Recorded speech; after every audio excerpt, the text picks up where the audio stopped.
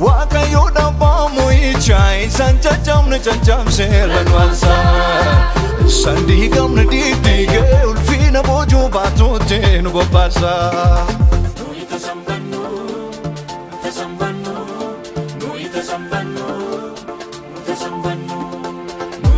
bara di bakura sagalee sagaltamaa keessa lakkoofsi baqattoota Oromoo biyya kana keessa jiranii heddummachaa dhufeera. Oromoonni kun mijata jiruuf jireenya akkasumas immoo nama namaan waliin yaafachaa gara magaalattii Noorwee Oslo keessatti walitti dhufanii afaan Oromootiin waaqayyoon waaqeffachuu bara 1996 keessa yaadni isaa keessa namootaa yoo buleeyyu bara 1997 keessa garuu namooti walitti dhufuu jalqaban. Barri kuni kan hubachuun baay'ee barbaachisaadha. Biyya keenya keessumaa magaalaa Finfinnee keessatti yerootti amantoonni Oromoo afaan Oromootiin waaqayyoon waaqeffachuun rakkisaa achi ta'e ture yeroo isaan wal'aansoo jabaa qabaa turanidha. Rakkinni kun ammayyuu jira biyya keenya keessa. Keessumaa Oromootiin waldaa makaana Yesuus Gullallee keessa turan afaan Oromootiin waaqayyoon waaqeffachuu jalqabuu isaanii irraa kan ka'e duulli guddaan irratti oofamee yeroo dhiibbaa guddaan isaan irra ture.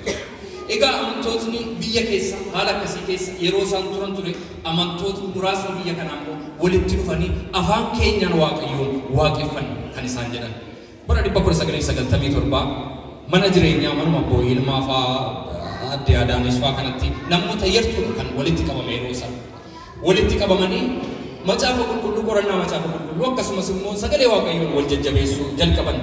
Yeroo muraasa booda garuu lakkoofsi namootaa walitti qabaman gara namoota 8 waan ta'eef hooltee bakka jedhamu Lutheran Free Church keessaati kutaan tokko argameetu achitti sanbata duraa walitti qabamuun jalqabame. Isa booda garuu bara 1998 irratti hoolteetti walitti qabamanii waaqeffachuu waan mijachuu dideef tuutni kun gara Tooyyanitti dhufe. Tooyyan bakka jedhamutti. Bara 99 keessa Moortan Sulul Sentarii keessaatti kan argamu galmi waaqeffannaa Free Church waan eeyyamameef waaqeffannaan guyyaa sanbataa Moortan Sululitti ta'ee baay'een keessan hin yaadattu kan. Garuu waggaa muraasa booda galmi sun ni haareffama waan jedhameef achiitii gara Glasmagasnet YMCA galma jedhamu tokko keessatti yeroo muraasaaf waaqayyoon waaqeffachaa turre. Sanbata duraammoo yeroo sana naannoo Luwiisburgitti waaqeffannaa ture. Akkuma kana garuu yeroo gabaabaa booda sagantaan sanbata duraan Luwiisburg hafee achuma naannoo Glasmagasnet sanatti wal agarree sanbata waliin waaqeffachuu jalqabne. Hamma bara 1993tti galma Frogner Church waaqeffachuutti kaane isa boodammoo yeroo Frogneriitii kaanee jechuudha. Achitti garuu 2003 booda wal dhibbeen wayii waan uumameef achitti fufuun hin danda'amne ture. Saboon dhibbee kanaatiif bakka kanatti itti fufanii waaqeffachuu waan hin danda'amneef gara naannoo Noorbergitti godaanuun dirqama ta'e. Achittis mana jireenyaa keessatti yeroo muraasaaf eega waaqeffannee booda achiitii gara waldaa Noorberg dhannee waggaa 15 waldaa sana keessatti waaqeffachaa turre. Baay'een keessan hin beektu waldaa sanaa waldaan Oromoo yeroo dheeraa turte achi. 2003 amma 2018 waggaa 15 bara 2018 kaasee garuu gara waldaa Ursaal kanatti dhufnee asitti waaqeffachaa turre. Bara 2021 dabarsine keessatti yeroo isaa yeroo rakkisaa yeroo koronaa ture walitti siquun yeroo hin danda'amne dhowwaa ture. Bara sana keessas baroota kana hundumaa gaa atu addaan hin kutiin sanbata wal gahuudhaan waldaan kun waaqeffannaa gaggeessiti. Ofii isheetaatii haftee waldoota baay'ee kan tajaajilan hojjettoota wangeelaa horteetti. Iddoo aarsaa mana waaqayyoo kan ho'isan gurmuu faarfattoota addana ta'an faarfannaa gurmuu akkasumas faarfannaa leexaa kan faarfatan faarfattoota horteetti. Faarfattoota dibata faarfannaatiin tajaajilan CD faarfannaa iyyuu baasanii waldaadhaaf kan gumaachan faarfattoota baay'ee horteetti. Waa'ee keessaniifis guddisnee waaqayyoon hin galateeffannu. Dargaggoota ogummaaf namusa guutuu qaban kan waldaarra darbanii hawaasaaf achirras biyya isaaniitiif gaaddisa ta'an waldaan kun guddisteetti. Amantoota hawaasa isaaniitiif jaalala lammii isaaniitiif immoo quuqama qaban qabdi.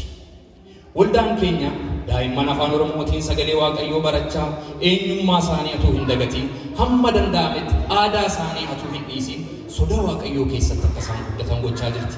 Amma daa'immooti kun isa nama dubbachaa jiru naa mirkaneessu xinnoo turanii afaan Oromootiin nu faarfachuu jalqabu isa kanaaf waaqayyoon hin galateeffannu.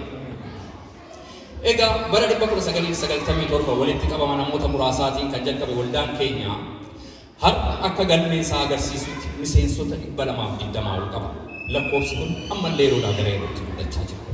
Hojii waldaa kiristaanaa kamiyyuu keessatti isa guddaa kan ta'e sagalee Waaqayyoo amantoota ishee sooruun biratti waldaan kiristaanaa keenya saba keenyaaf bu'aa gurguddaa buusteetti jechuun hin danda'amu. Akkuma beekamu waldaan Oromoo Rongeelaa Osloo lafa namni afaan isaatiin waaqa isaatti waaqeffatu, lafa ijoolleen keenya sagalee Waaqayyoo afaan Oromootiin dhagaa guddatan, lafatti Oromoon Oromoo argu, lafatti namni dhufee fooniin isa fuuraanis itti haara galfattudha. Kana malees waldaan kiristaanaa isa sagalee hin qabneef sagalee taatee isa dadhabaa bira dhaabbattee mirga dhala namaaf hamma humni ishee eeyyametti falmiti.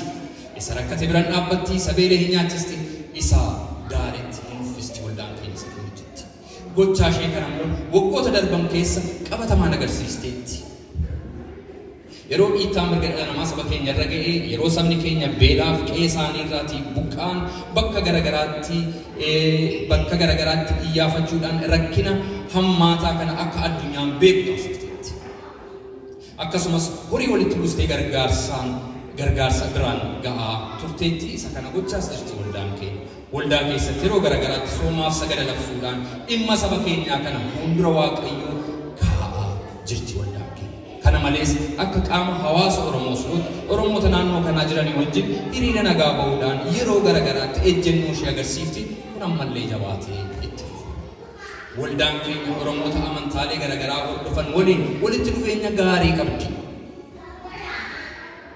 Yeroo tan darban kana keessa bakka buutota amantaalee waaqeffannaa Islaamaa akkasumas Ortodoksii wajjin ta'uudhaan dhimmoota ilmaan Oromoo isa bal'aa ilaallatan irratti maree bal'aa gochuudhaan koree Oromoo Interface Council jedhu abdeetti. Inni kun gara fuulduraatti illee dhimma kana irratti bal'inaan akka irratti hojjetu abdii guddaa qabna. Egaa waldaan Oromoo keenya kun biyya keenya bakka garagaraatti hojii wangeelaa keessatti qooda fudhatti hanga humni ishee eeyyameetti gargaarsa gooti.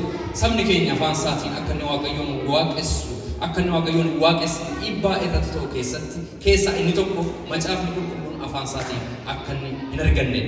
Isa kana immoo irra aanu waldaan macaafa qulqulluu Oromoo hojii inni gochaa jiru bira dhaabbachuudhaan waldaan keenya gargaarsa maallaqaa gochaa jirti. Isa kana ammallee jabeessiteetti fufti. Sabni keenya afaan isaatiin Waaqayyoon waaqessuun mirga Waaqayyo isaaf kenne ta'uusaa jabeessitee waan amantuuf waldaan afaan Oromoo biyya keessaa waldootii afaan Oromoo biyya keessaa hamma humni ishee eeyyameefitti gargaaraa turteetti. Isa kana ammallee hin gargaarti. Keessumaa wanta tuquu barbaadu tokko waldaan afaan Oromoo kullallee galma keessatti Waaqayyoon waaqessu keessa dhiibamee yeroo inni ba'e bakka sagadaa ijaaruu fi keessatti gargaarsa maallaqaa guddaa gooteetti waldaan keenya. Kana malees waldootii keenya rakkina wal fakkaataa qaban baay'ee gargaaraa jirti. Amma gabaabsee waa'ee mul'ata waldaa keenyaa asirratti dubbanna. Waamichatti Waaqayyo ishee waame fiixaan baasu. Waamichatti Waaqayyo ishee waame kana immoo waamicha Waaqayyo isheetti waame kana immoo inni immoo maayinni yoonaan jettan mootummaa Waaqayyoo babal'isuudhaaf wangeela fayyinaa kana labsu. Kana immoo akka gaariitti fiixaan baasuudhaaf haalota tokko guutuuf mijeessuun baay'ee barbaachisaa.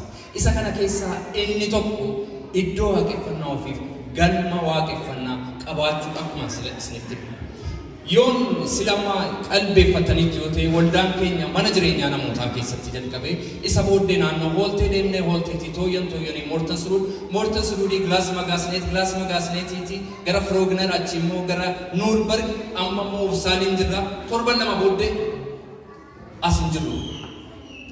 Waldaa kana keessaallee akka gadhiisnee deemnuuf nutti himamee jira. Kanaafi waggoota hamma kanaa keessatti si'a 9 iddoodhaa iddootti deemaa godaanaa jira. Maaliif ta'e kun yoo jenne iddoo ofii keenya waan hin qabneef malee waan biraaf. Isa kana gaa inni sila lakkii kun nu ga'a. Lafatti Oromoo argeetti boqotu warra kiristaana duwwaayyuu miti innumti kaaniyyuu dhufee Oromoo nuti kamiyyuu lafatti dhufee dhimma garagaraatti maa'itti galma qabaachuutu nuuf ta'a jedhee kan inni murteessee ka'e. Isa kanaaf waldaan keenya waan dandeessu hundumaa gochaa jirti amantootni keenya har'allee warra addana jirtan waan dandeessaniin akkasiin nu bira dhaabbattan nana mana namootni gumaachatti itti taatanitti gargaaru jedhanii nu gaafatan baay'eetu jira. Yoo barbaachisaa ta'e balaayicha irratti kunoo akkaawuntii kanaaf banametu jira. Achi keessatti galchuu dandeessu.